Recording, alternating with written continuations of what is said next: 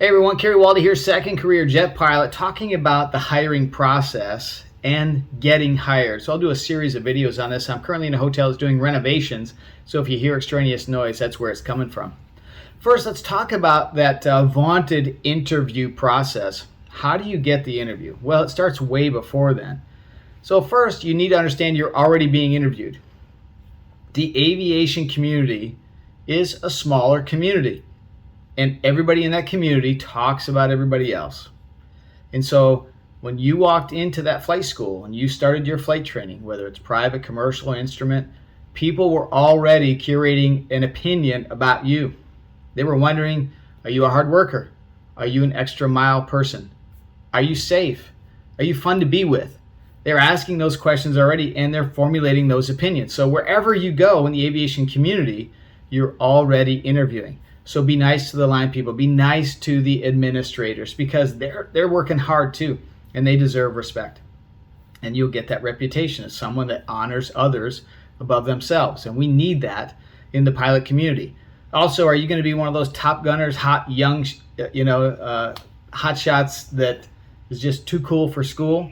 No, walk in humility and walk in a way that honors people. You'll cultivate that reputation already. I got a friend of mine who is an interviewer for a major airline. He says that when he's interviewing, he is asking two questions. One, can you pass the training? Two, do I want to sit next to you for 4 or 5 days in a row? Long stretches. Are you fun to be with? And so that's why most interviews are tailored a technical portion and then also a human resource portion. They're trying to answer those two questions. You're already being interviewed. So that means you can start networking early. As a 30-year CFI, I helped my young flight students who had desires to be professional pilots. I said, hey, get your business card, get it together, get some personal stationery made, and when we go on cross countries and we're hanging out in the FBOs and you start meeting these pilots, you start meeting them, I want you to say, hi, I'm so-and-so, great to meet you. Have 2 or 3 questions, career-oriented questions, already formulated for that moment. Ask them, show interest. And then at the end of that, try to get their information. Hand them your card, see if they have a card, or get their information on your phone. And then shoot them a note on your stationery if you have their address, or even a text if that's all you have. Thank you so much for your time. I appreciate the answers you've given me, and I look forward to growing as an aviator. Something like that. It doesn't have to be long. Then every ticket that you earn, commercial, instrument, multi-engine, send them a note, send them an update.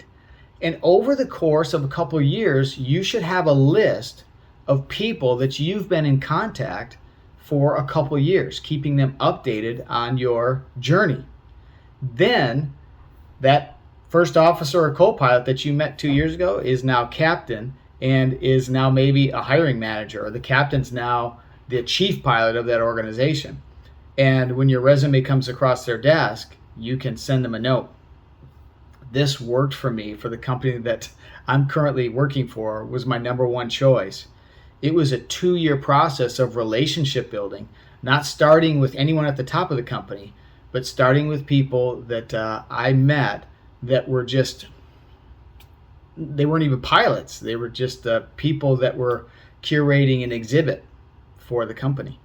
So, and then 2 years after that, I met a lot of key people that helped with the hiring process for me. So you're already interviewing.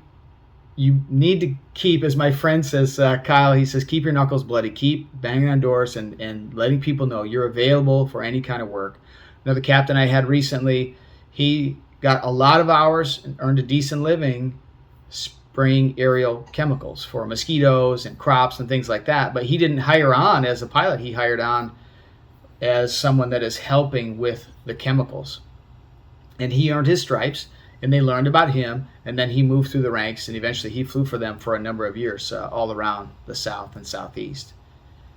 And then number 3, as you begin to send out your resume, have it professionally looked at. 2 game changers for me is I went to career fairs, multiple ones. At Oshkosh, they have them at different universities. They'll also have them at Sun and Fun. There's some aviation-oriented career fairs that you'll be able to see if you go on the websites of some of these companies that you want to fly for. They'll let you know when they have recruiting events. Show up to those. Dress well. Have a resume, and I brought a resume, and I began to share it with them and ask them, what do you think about this? What can I do different? What can I be better? I also went to a local university, and I had their experts at their employment center, whatever they call it, placement centers, and those people are experts at resumes. And so the recruiters will know, and also the colleges can help you. A local community college or a placement center can help you with that. And so make sure it looks sharp. Anyway, these are the 3 things that are important, I think, to begin your journey of becoming a jet pilot, whether it's first career or second career.